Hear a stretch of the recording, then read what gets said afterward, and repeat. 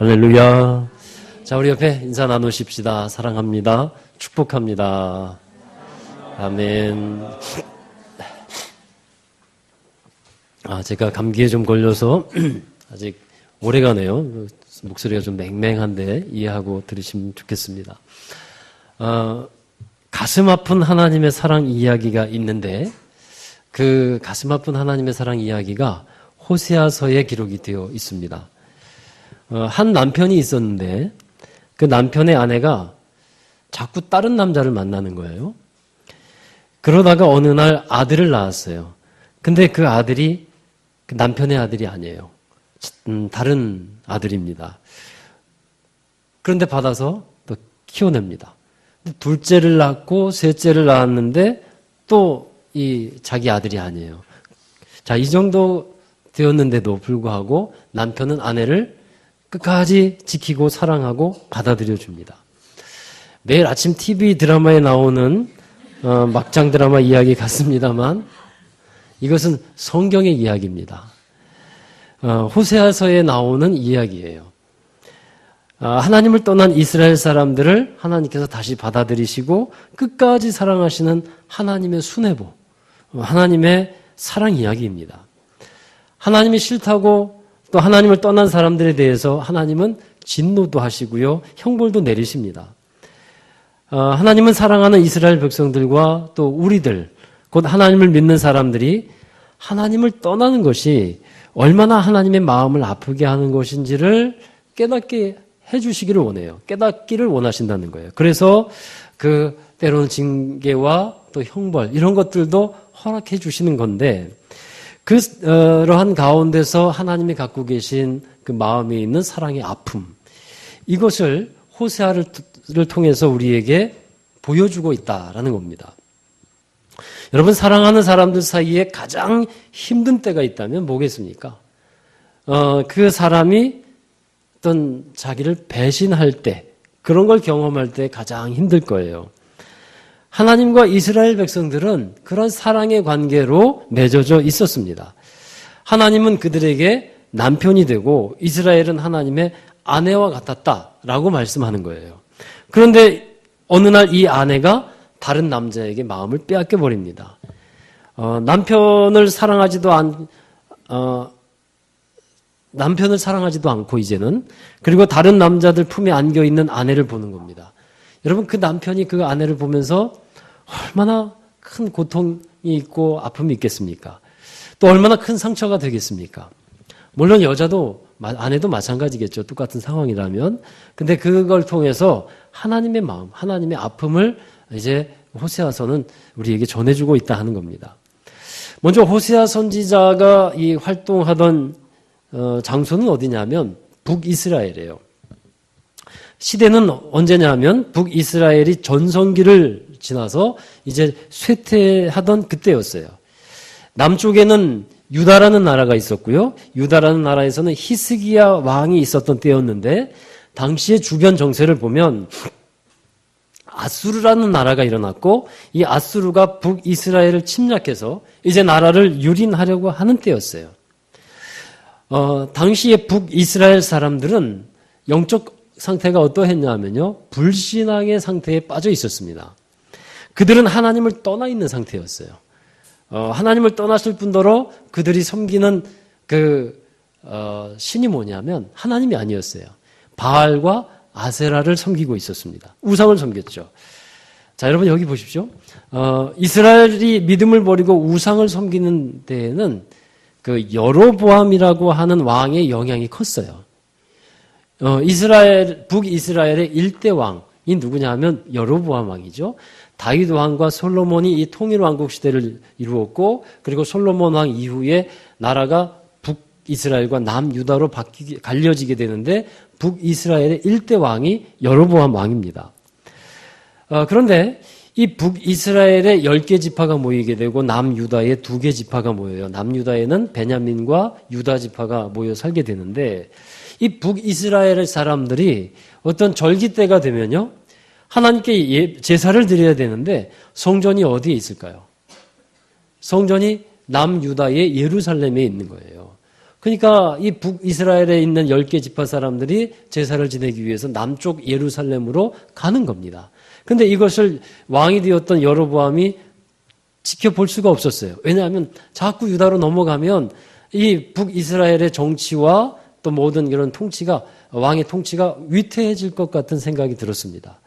그래서 나라를 지키고자 하고 또 자기 왕권을 지키고자 하는 마음에 북이스라엘의 베델과 단이라는 곳에 제단을 만들어 놨어요. 제단을 만들어 놓고 거기에 금송아지를 2개를 또 만들어 놨어요. 그러면서 이스라엘 백성들에게 그렇게 말합니다. 너희 이제부터는 예루살렘으로 갈 필요 없다. 여기서 예배해라. 그리고 여기 금송아지가 있는데 이 금송아지가 너희를 애굽에서 이끌어낸 하나님이다. 그러니까 앞으로 이 금송아지를 보면서 하나님을 예배해라. 이렇게 만들어 놓은 거예요. 이것이 여로보암 왕이 저지른 죄입니다. 그 이후로 이스라엘은 이제는 우상을 섬기는 나라가 되어가고 있었다 하는 것입니다. 출애굽기에서도 보면 모세가 율법을 받기 위해서 시내산에 올라갔을 때 산 아래에서는 아론과 백성들이 금송아지를 만들어 놓고 그것이 하나님이다라고 기뻐하는 모습이 있었죠. 하나님이 그걸 보면서 크게 진노하셨는데, 자, 그 역사가 지금 또 북이스라엘에 그대로 이어지고 있다 하는 것이에요. 그런데 여러분, 우리가 알 것은 이 금송아지라고 하는 우상은 무엇과 관련이 있을까요? 금송아지라고 하는 우상은 물질적인 축복과 관련이 있어요. 금송아지 하면 돈과 관련된 우상이라고 생각하면 거의 틀림이 없습니다. 고대로부터 우상은 아주 깊게 이 물질 만능주의, 물질 숭배와 아주 깊게 관련이 있는 겁니다. 여러분, 우리가 이 물질에 대해서 이기는 사람이 될 수 있기를 바랍니다. 사람이 어렵고 힘들게 살다가 갑자기 부유하게 되는 경우가 있어요. 갑자기 부자가 됐어요. 그런데 그때에 그 사람의 신앙생활의 본 모습이 드러나게 돼요. 참된 믿음이 있는 사람은 어렵다가 부자가 되면요, 이게 정말 하나님께 감사하면서 물질적인 축복으로 인해서 그것으로 말미암아 더욱더 하나님을 잘 섬기면서 살아갈 수 있게 됩니다. 그러나 신앙이 없는 사람이 갑자기 부유해지면 어떻게 될까요? 하나님을 떠나버려요. 신앙이 없는 사람이 부자가 되면. 오히려 이 가난하거나 힘들었을 때는요, 11조를 드리는 것도 부담이 적었어요. 근데 커지면 확 부담이 되어버리는 거예요. 북이스라엘은 어떤 상태였을까요? 전자일까요? 후자일까요? 후자였어요. 후자. 그들은 하나님을 믿는다고 하고 있었지만 실질적으로는 물질적인 축복을 따르고 있었다 하는 것입니다. 이러한 이스라엘의 상황 속에서 하나님은 호세아를 부르셨고 호세아를 통해서 말씀하시기 시작해요. 놀랍게도 호세아에게 정말 지키기 어려운 명령을 내리는데 호세아에게 음란한 아내를 취해서 음란한 자식을 낳아라 이렇게 말씀해요. 자, 호세아서 1장 2절의 말씀 함께 읽어보겠습니다. 여호와께서 처음 호세아에게 말씀하실 때 여호와께서 호세아에게 이르시되 너는 가서 음란한 여자를 맞이하여 음란한 자식들을 낳아라. 이 나라가 여호와를 떠나 크게 음란함이니라 하시니. 하나님께서 호세아에게 이런 일을 시키시는 이유가 있어요. 지금 이스라엘이 하나님을 떠나서 크게 음란했다라고 때문이라는 것이죠. 여기서 말씀하고 있는 음란은 영적인 음란을 말씀하고 있는데 하나님을 떠나서 남편 대신 하나님을 떠나서 다른 신을 쫓고 그것과 결탁한 것을 말하고 있습니다. 야고보서에서도 야고보는 세상과 벗된 것이 영적인 간음을 한 것이다 라고 분명히 말씀하고 있죠. 이스라엘 백성들이 영적으로 타락하기 시작했을 그때에 그들은 하나님을 떠나서 바알과 아세라 신을 쫓습니다. 그리고 실제적인 음란을 행하게 돼요. 이스라엘 사람들이 살게 된 이 가나안 땅, 그 가나안 땅에는 원래 가나안 종교가 있었습니다. 그 종교가 뭐냐 하면 바알과 아세라 신앙이었어요. 가나안은 농경 사회였죠. 이스라엘 백성들이 광야에서 유목민으로 떠돌아다니며 지내다가 그 다음에 이제 가나안에 들어와서 농경 문화에 정착을 하게 되는데 농경 사회에서 가장 중요한 것이 뭘까요? 농사를 짓는 데 있어서 비가 가장 중요했죠. 1년에 2번 제때 비가 와야 되는데 이 가나안 땅에 그들이 믿는 종교에는 1년에 2번 비를 내리는 신이 있어요. 그 신이 바알 신이었어요. 근데 바알은 지하의 신과 싸우다가 죽었습니다. 죽어버려요. 그래서 바알의 여동생이 죽은 바알을 살려내는데 1년에 딱 한 번만 살려낼 수 있어요. 이게 바알 종교예요. 그래서 가나안 사람들이 바알이 살아나야 비가 내릴 거 아니에요. 그러니까 바알에게 힘을 주기 위해서 바알에게 힘을 줘야 한다고 그들은 믿었어요. 그래서 바알 종교는 힘을 주기 위해서 성전에서 성적으로 행음하는 일들이 그냥 공개적으로 행해졌다는 거예요. 바알에게 힘을 주기 위해서. 이러한 가나안 종교에 대해서 하나님을 믿는다고 했던 이스라엘 사람들이 그들에게 동화되기 시작하는 겁니다. 그러니까 이스라엘은 나중에 보면 겉모양은 하나님을 믿는 신앙을 갖고 있었는데 속은 물질적인 풍요를 준다고 하는 바알을 따르고 있었다라는 것이에요. 이것을 하나님은 음란한 것이다, 행음하고 있는 것이다 이렇게 말씀하는 것이죠. 하나님은 호세아에게 이런 명령을 내려요. 음란한 여자를 아내로 취해라. 그리고 음란한 자식을 낳아라 말씀합니다. 이것은 이스라엘의 영적인 상태와 모습을 호세아 그가 몸으로써 보여주라고 하는 그런 계시였어요. 호세아가 선지자라고 하는 사실은 주변에 살고 있었던 사람들이 다 알고 있었던 일입니다. 동네의 사람들이나 많은 사람들이 저 호세아는 하나님을 잘 믿고 있었고 하나님의 말씀을 선포하는 사람인 것을 알고 있었는데 어느 날 그가 아내를 맞이했는데 음란한 여자인 고멜이라는 여자를 맞이합니다. 이것이 사람들에게는요 얼마나 큰 화제거리였을까요? 얼마나 큰 이야기거리가 되었을까요? 그 집에 아내가 들어왔는데 아주 이상한 그런 행실이 바르지 못한 아내가 들어왔어 하면서 사람들이 이야기거리를 삼는 겁니다.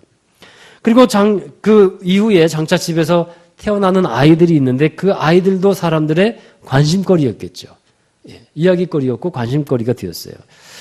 하나님은 호세아 선지자에게 이와 같이 말만 하는 것이 아니라 행동으로 보여주라 말씀했어요. 이것을 행동 계시라고 말하는데 하나님께서 왜 호세아에게 행동으로서 사람들에게 계시를 보여주라 했을까요? 왜 그러냐 하면 이 이스라엘 백성들의 상태가 말로 하면 도무지 알아듣지 못하는 상태였기 때문에 그렇다는 거예요. 그래서 호세아의 삶을 통해서 시청각을 사용해서 하나님의 말씀을 들으라 하는 의미가 있었습니다. 자, 호세아서 5장 1절 말씀에 우리 한참 지난 말씀이지만 이 말씀이 있어요. 함께 읽습니다.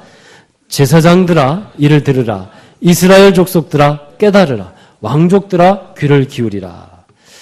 하나님의 말씀을 들어야 하는 사람들을 구체적으로 언급하면서 특별히 제사장과 왕족들을 말합니다. 이들은 나라의 영적 지도자들이에요.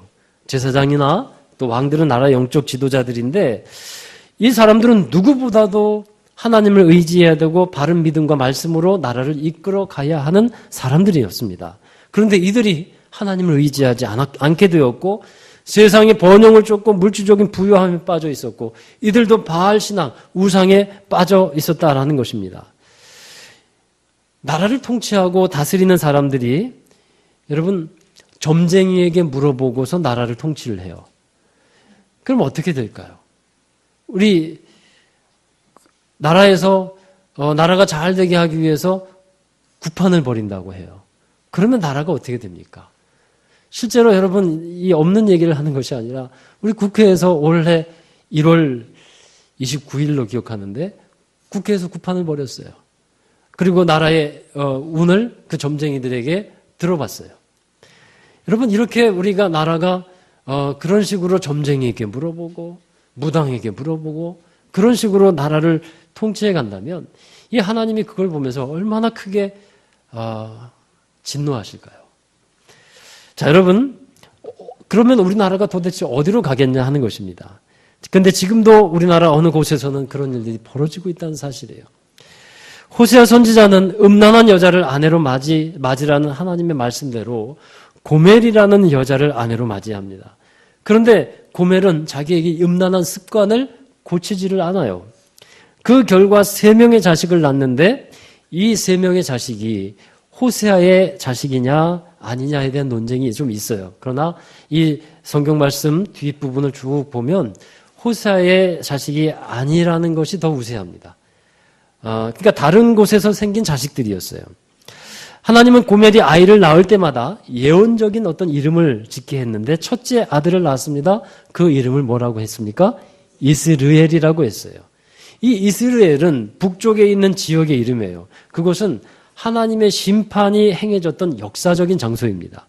아주 악한 왕이었던 우상을 섬겼던 아합 왕이 있었죠. 이 아합 왕과 왕비 이세벨 그리고 그의 아들 70명이 한꺼번에 죽임을 당한 곳이 이스라엘입니다.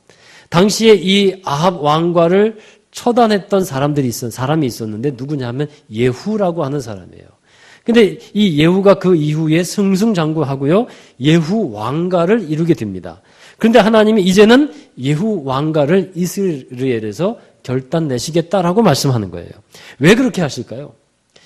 예후 이 사람들이 이스라엘을 지도하면서 이스라엘을 교만하게 만들었어요. 지도자가 하나님 앞에 겸손하지 못하니까 이 이스라엘도 교만하게 행하는 거예요. 지도자들이 말씀을 떠나니까 그 아래에 있는 사람들도 말씀을 떠나게 되었어요. 그 전에는 예후는 하나님께 쓰임받는 사람이었는데 이제 예후 왕가가 하나님을 떠나서 교만하게 되니까 하나님을 떠나는 일의 주동자가 되어버렸어요. 그래서 하나님이 이제는 그 예후 왕가를 결단내시겠다. 그러한 뜻에서 이스라엘이라는 이름을 짓도록 했습니다. 호세아서 1장 5절 함께 읽어봅니다. 그날에 내가 이스라엘 골짜기에서 이스라엘의 활을 꺾으리라 하시니라. 아멘. 자, 그리고 나서 고멜이 둘째 아이를 낳았는데 그 아이는 딸이었습니다. 그 딸의 이름을 뭐라고 짓습니까? 로루하마라고 지었어요.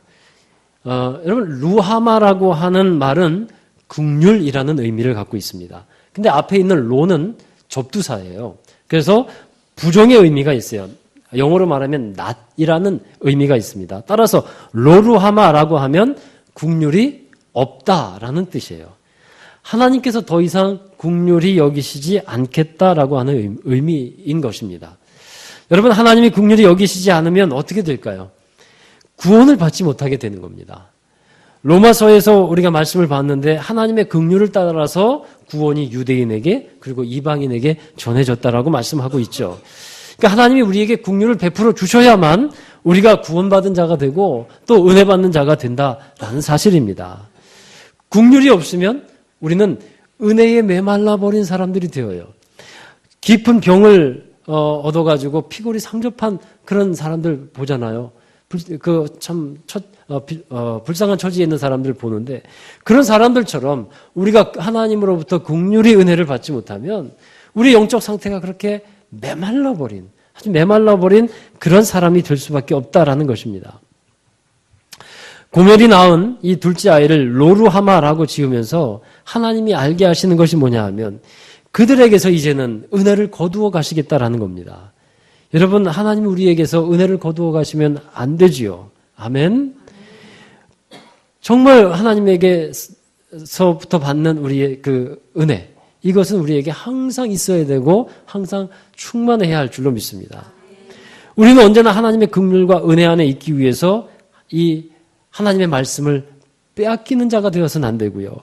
항상 은혜 안에 있어야 합니다. 그런데 그 은혜를 받기 위해서 더욱 몸부림치고 부르짖으며 믿음으로 나아오고 믿음으로 행하는 사람들이 되어야 한다는 것입니다. 우리는 하나님이 우리에게 은혜를 주시는 것을 당연히 믿고 있지만요. 하나님의 은혜가 어떻게 주어지기를 바라냐면 그냥 가만히 있으면 저절로 와서 부어지기를 이렇게 바라는 경향들이 있어요. 은혜가 그냥 밀려오기만을 내가 거기에 그냥 잠길 수 있기를 그렇게 바라는 것인데 여러분, 하나님의 긍휼의 은혜를 바라는 사람들의 바른 자세가 되지를 못합니다. 은혜의 강물이 흐르고 있다면 그 은혜의 강물에 우리는 들어가야 한다라는 거예요. 들어가려고 하는 노력이 있어야 돼요. 아니, 이제 힘들게 신앙생활 안 할래요. 그냥 가만히 있을래요. 이런 것은요, 은혜를 받는 기본적인 자세가 되지 못한다는 겁니다. 여러분, 나병에 걸렸던 나아만 장군처럼 요단강에 7번 들어가서 몸을 씻는 수고가 있어야 되는 것이고 사렙다 과부가 은혜를 받듯이 그릇을 빌려서 준비하는 수고가 있어야 하는 것입니다. 그것이 은혜 받는 자의 당연한 모습이죠. 우리가 그릇을 준비하지도 않고 또 그릇을 엎어놓아 버리고서 하나님 은혜 주세요 라고 한다면 하나님도 어떻게 은혜를 줘야 할지 난감하지 않을 수가 없을 것입니다. 여러분, 은혜를 사모하는 마음으로 반응하는 여러분 되시기를 바랍니다. 세상에 속한 마음이 있다면 그것을 담대하게 내려놓고 믿음으로 은혜 가운데 들어가는 저와 여러분 되기를 다시 한번 주의 이름으로 축원합니다. 이제 호세아의 아내가 된 고멜은 음란한 습관을 버리지 못하고 셋째 아들을 낳아요. 그 아들의 이름을 로암미라고 졌어요. 로루하마와 마찬가지로 로는 아니라는 부정의 의미가 있는데 그러면 암미라는 말의 뜻은 뭐냐 하면요. 암미는 내 백성이라는 뜻이에요. 그러면 로암미는 무슨 뜻이겠습니까? 내 백성이 아니다라는 뜻이에요. 이 말은 이제 언약의 관계가 깨어졌다 하는 것입니다. 하나님은 하나님의 사람들과 언약을 맺고 관계를 이어가시는데 하나님의 말씀을 잘 듣고 지킬 때에는 하나님이 말씀하죠. 나는 너희의 하나님이 될 것이고 너희는 나의 백성이 될 것이다. 더 가까운 표현으로는 너는 나의 아내와 같은 것이고 나는 너에게 남편과 같이 된다. 하나님은 그렇게 표현하고 말씀하시는 거예요. 이것이 언약의 관계로서 이루어져 있는 것인데 이 언약이 깨어졌다는 것을 말씀하면서 이제는 로합니다 라고 하시는 겁니다. 여러분, 이것을 통해서 우리가 알게 되는 것이 하나 있는데 사람이 한번 택함을 받았다고 해서 무조건 구원을 받는 것은 아니라 하는 거예요. 이와 같이 하나님의 언약의 관계에서 살아가지 못하게 되면 버림받을 수도 있다고는 사실을 우리에게 알려주시는 것입니다. 예수 그리스도는 우리에게 하나님의 언약을 위한 제물이 되셨습니다. 언약의 피를 흘려주셨습니다. 그리고 우리 안에 계신 성령님은 언약의 보증이 되신다라고 말씀하고 있어요. 우리가 이것을 받아들이지 않고 믿지 않게 된다면 하나님의 관계도 끊어질 수밖에 없다는 사실입니다. 여러분, 항상 예수 언약의 피를 우리에게 허락해 주신, 언약을 우리에게 허락해 주신 예수 그리스도를 믿는 그 믿음, 그 믿음에서 벗어나지 않는 여러분 되기를 주의 이름으로 축원합니다.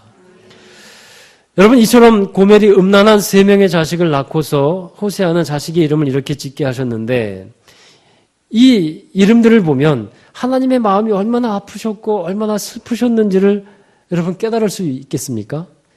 하나님이 이스라엘 백성들에게 정말 큰 기대를 걸고 있으셨다라는 것이에요.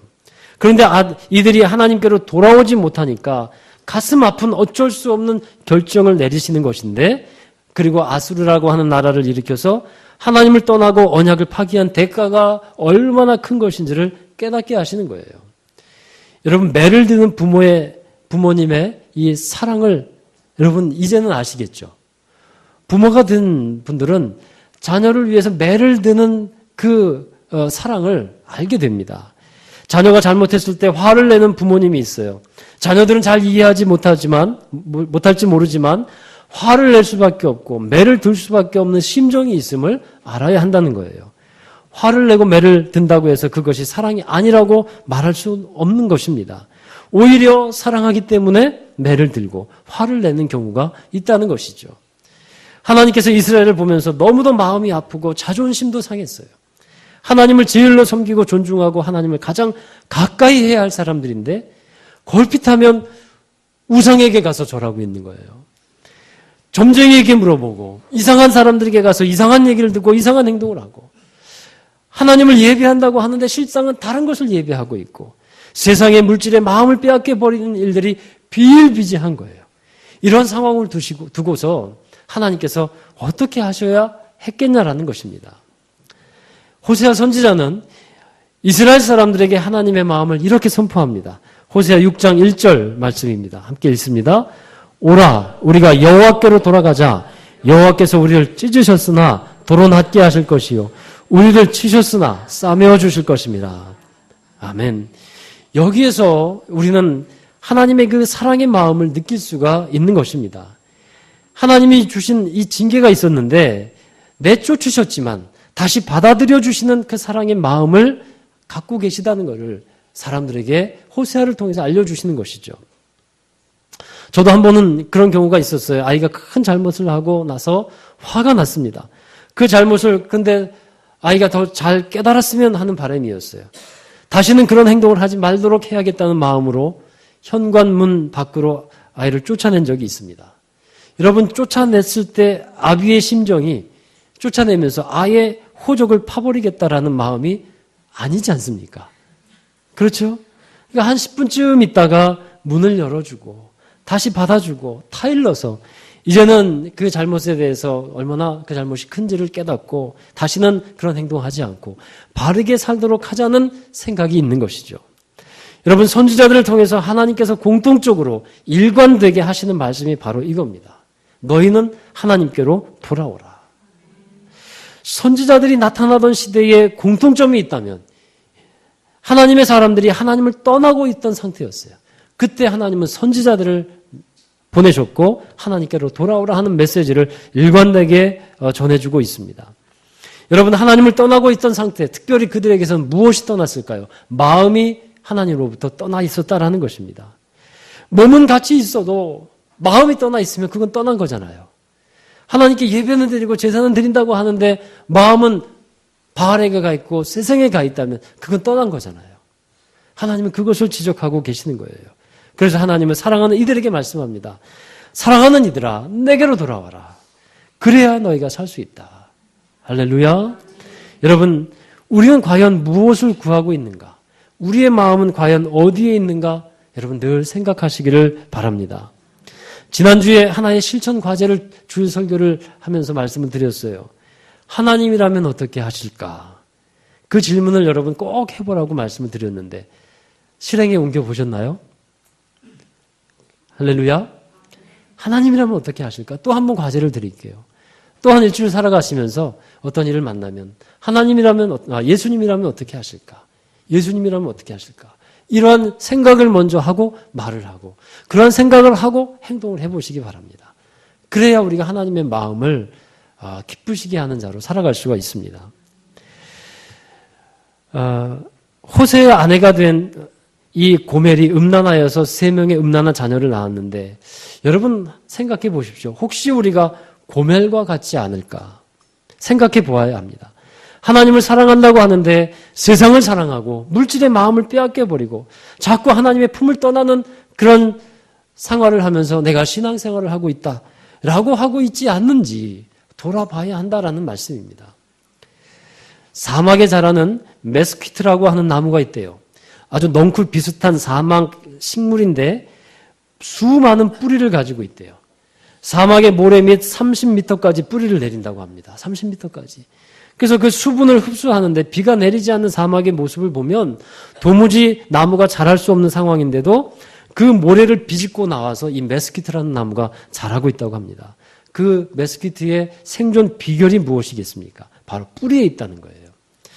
사막의 특성상 바람에 의해서 사막 언덕이 만들어지는데 그 언덕에서 이 메스키트라고 하는 나무를 보면 아주 작게 삐져나온 그러한 가지인 것 같이 보이지만 실제로 그 나무를 탁 파보면요. 모래 아래에 깊게 내린 줄기가 있고 더 아래에는 더 깊이 내린 뿌리가 있다는 거예요. 물 한 방울 없는 태양만 내리지 않는 그런 사막에서도 험난한 바람 속에서도 뜨거운 바람 속에서도 살아날 수 있는 비결은 바로 그 나무의 뿌리에 있다라는 사실입니다. 여러분 우리 영혼의 뿌리가 얼마나 깊이 박혀 있는가 한번 되돌아보아야 한다는 것입니다. 겉보기에는 아름답다고 할지라도 뿌리가 얕아버리면요. 자그마한 시련에도 금방 넘어져 버리고 뽑혀져 버릴 수밖에 없는 그런 신앙이 될 수밖에 없습니다. 그러나 이 메스키트처럼 뿌리가 깊이 내려 있고 시냇가의 심은 나무처럼 깊은 그곳에 우리 뿌리를 대고 있는 사람이라고 하면 정말 어떠한 시련에도 흔들리지 않고 또 그 가운데서도 사시사철 열매를 맺는 귀한 삶을 살아가게 될 줄로 믿습니다. 하나님을 떠나면 안 된다는 것이에요. 오늘 가정에서 설날 아침에 식탁에서 떡국을 먹는데 이 아들이 아빠에게 이런 질문을 했대요. 아빠, 새해에는 어떤 계획을 갖고 계세요? 하고 질문을 했어요. 그러자 아빠가 이렇게 대답했습니다. 말씀을 통해서 은혜 받은 것이 있어서 오라 우리가 여호와께로 돌아가자. 이것이 새해 계획이란다. 하고 정의 말을 했대요. 그랬더니 아들이 웃으면서 대답합니다. 아빠, 그러면 그동안 어디 계셨는데요? 그때 이 아빠는 아들의 질문 속에서 하나님의 음성을 들었대요. 내가 지금 어디 있었느냐? 에녹처럼 하나님과 동행했어야 되는데 그런 삶을 살아갔느냐? 예수님과 함께 붙어 있었느냐? 그런 질문을 이 아들로부터 듣게 되었다는 거예요. 그런 음성을 듣게 되었다는 거예요. 하나님의 음성으로 듣고 신앙생활을 새롭게 했다 하는 것입니다. 사랑하는 여러분, 우리는 지금 어디에 있습니까? 무엇을 바라보고 있습니까? 우리의 삶의 방향, 신앙의 방향은 과연 정말 하나님을 향하고 있는 것입니까? 고멜과 같은 모습이 우리에게 나타나 있지는 않습니까? 바로 오늘 호세아서를 통해서 우리에게 전해주시는 하나님의 음성인 것입니다. 오늘 호세아를 통해서 이 호세아서는요, 불신앙의 사람들에게 들려주시는 말씀이 아닙니다. 교회 안에 하나님을 믿는 사람들에게 들려주시는 말씀인 것입니다. 교회 안에 불신앙이 문제라는 거예요.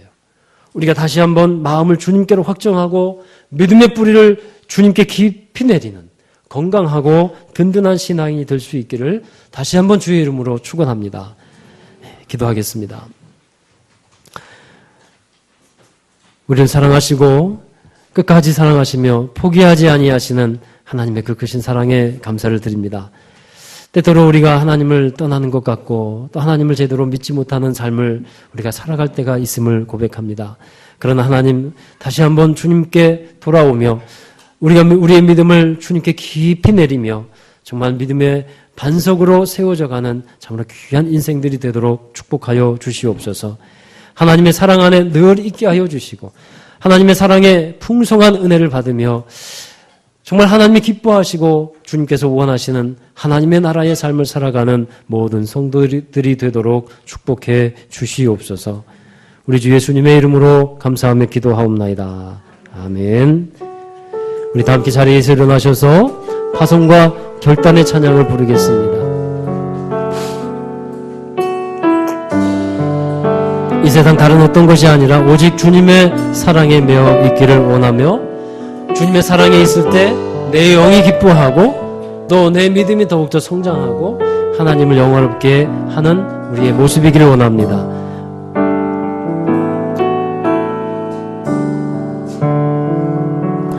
오직 주의 사랑에 매여 내 영 기뻐 노래합니다. 이 소망의 언덕 기쁨의 땅에서 주께 사랑드립니다.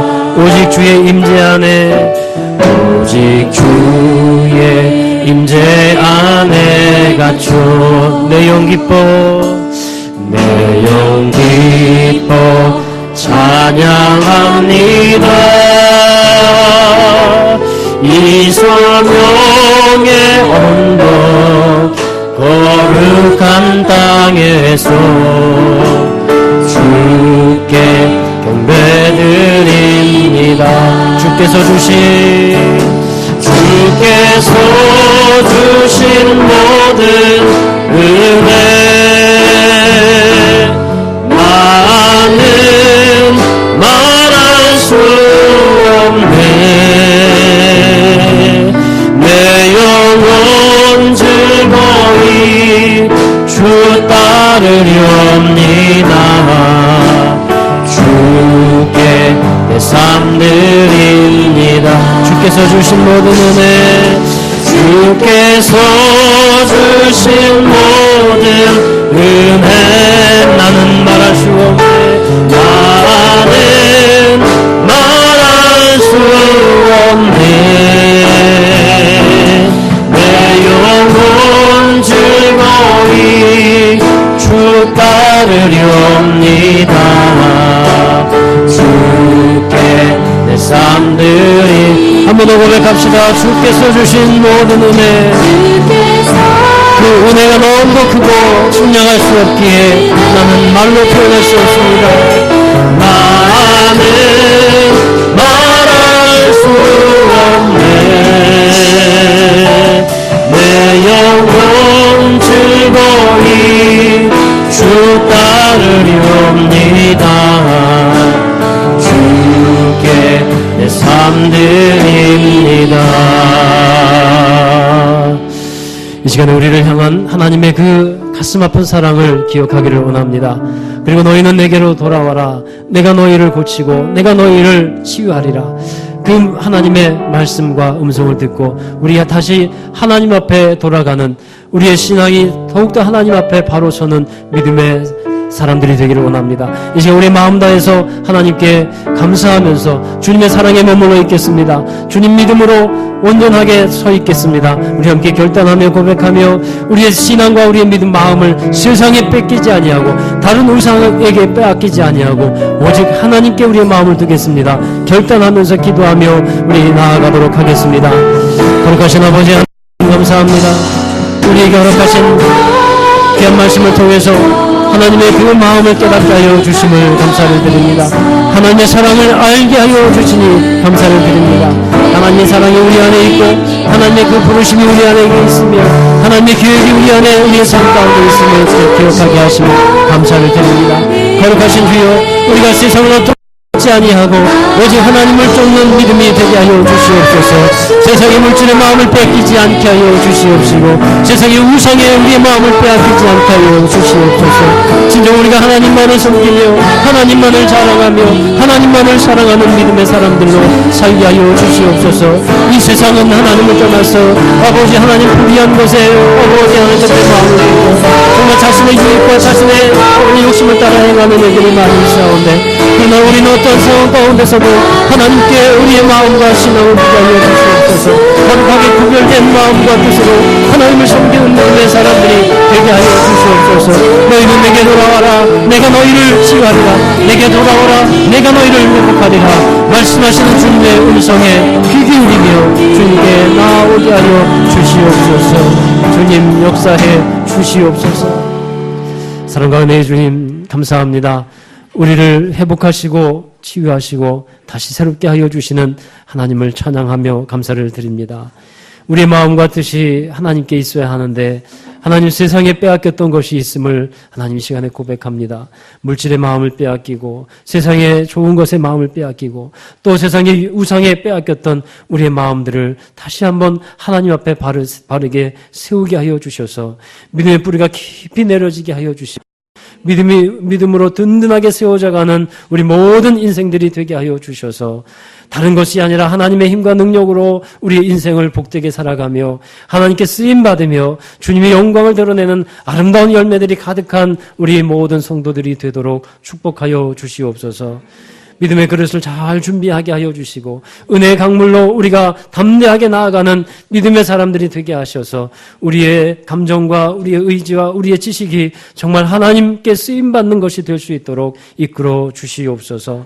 하나님, 우리의 마음이 연약할 때 우리를 도우시는 성령님 의지하기를 원합니다. 주님을 따라 행하는 우리 모든 믿음의 사람들이 되게 하여 주시옵시고 예수님이라면 어떻게 하실까라는 물음을 늘 갖게 하여 주셔서 우리의 말과 행실이 더욱더 거룩하게 구별되게 하시고 이 어두운 세상 속에 빛으로 드러나는 모든 믿음의 사람들이 될 수 있도록 축복해 주시옵소서. 그래 하나님으로 인하여 치유되고 하나님으로 인하여 승리하며 주님으로 인하여 성공하며 주님으로 인하여 번성하는 믿음의 사람들이 되게 하여 주실 줄로 믿습니다. 이제는 우리 구주 예수 그리스도의 극진하신